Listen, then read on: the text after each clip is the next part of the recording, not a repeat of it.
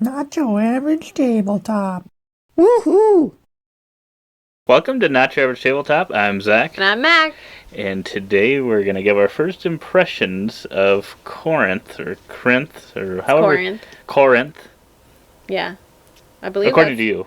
I believe that's the way. I believe you, because I doubt I would ever get names right. Yeah, so. the Greek city of Corinth, built Yes. on the ancient Corinthia. There we go. But it is a roll and write if you've never looked into the game before. Yeah. And it's a relatively simple one, quick one to learn. Yeah. If you've ever played roll and writes before, I don't think this one is going. I mean, it's not going to throw you off for doing anything too crazy new for a roll and write. But yeah. Yeah, it's a very simplified version. I would feel like this is a good roll and write or verb and write to start off with because it's pretty simple. You roll the die, you place them in an order, and then you just take the die based on what's left or available to you and kind of how you want to score on the sheet. So, I like the way the board sets up the dice too, but otherwise, I mean, I think it's pretty straightforward as far as a roll and write goes. Not a whole lot of chaining or anything like that in this one, but, you get what you get. Mm-hmm. Yeah, so I think originally going into it, I was looking forward to it because I figured it could be another good option for a roll and write. That'd be a quicker filler type game and had a lot of dice in it. So I'm always excited to roll dice, and you do get to roll them all several times throughout the game, which is nice.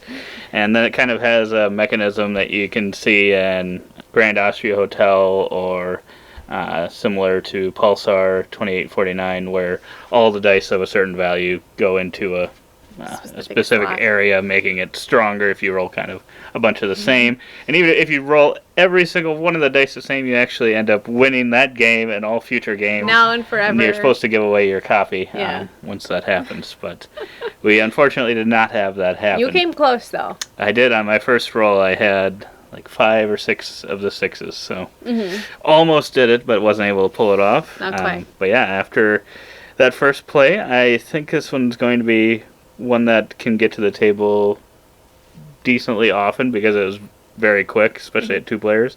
I can't imagine it would be much longer with 4. It's just more people taking more turns, but it's very simple, snappy turns of what you're doing. It's very easy to grasp. The thing I'd maybe be worried about is the replayability. It might start feeling like you're doing the same thing, and then this one has a bit of a luck factor to it, I think, based on what you roll. If you, like me, roll a bunch of one number, you can kind of get a more powerful action. Whereas, especially if you're playing in a 4-player game, if a couple people are rolling a lot of the same, and then the next person is rolling kind of a split of everything, it's kind of, I think, going to make it a little... Right. And I don't know that there's enough turns to really make up for it, but it's hard to say after one play. Yeah. But I could see this one being a little more luck dependent than maybe some other ones. Yeah, that's true. And I think, we have a lot of verb and writes on our shelf, so I think this one will fit in nicely, and it kind of got a wide variety now where it's like, what are you feeling? And you can really drill down into what you want to play. And I feel like this is kind of a simplified Gone Shown with the way kind of the dice picking works and, kind of those related things. But, I think it's a great game. It's really cool. Yeah, so I think I'd give it an initial rating of probably around a 7. I don't know that it'll probably grow too much for me, but maybe over time it might start just kind of tailing off, just because, like I said, I don't know for sure on the replayability. But we've got I think it's still definitely going to be trying it out a few times. Yeah. So. Yeah. Well, I would agree. I think I'd put it at a 7 too, and I think that's kind of where it would stay. I mean, there's nothing in this game that would I don't think that would trigger anything higher or lower. I think it is what it is, and I think it's a good game.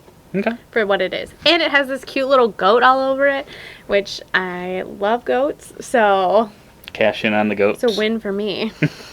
But yeah, that's our initial thoughts on Corinth. Let us know in the comments below what you've thought of it, if you've ever tried it out. It's actually one that, if you can print off a sheet, you can pretty much provide the dice on your own, I think. So it is one you could almost create yourself if you really wanted to. Right. Or we're interested in at least trying it first, but otherwise we hope to see you on our future videos. And as always, don't forget to keep on nibbling on our content.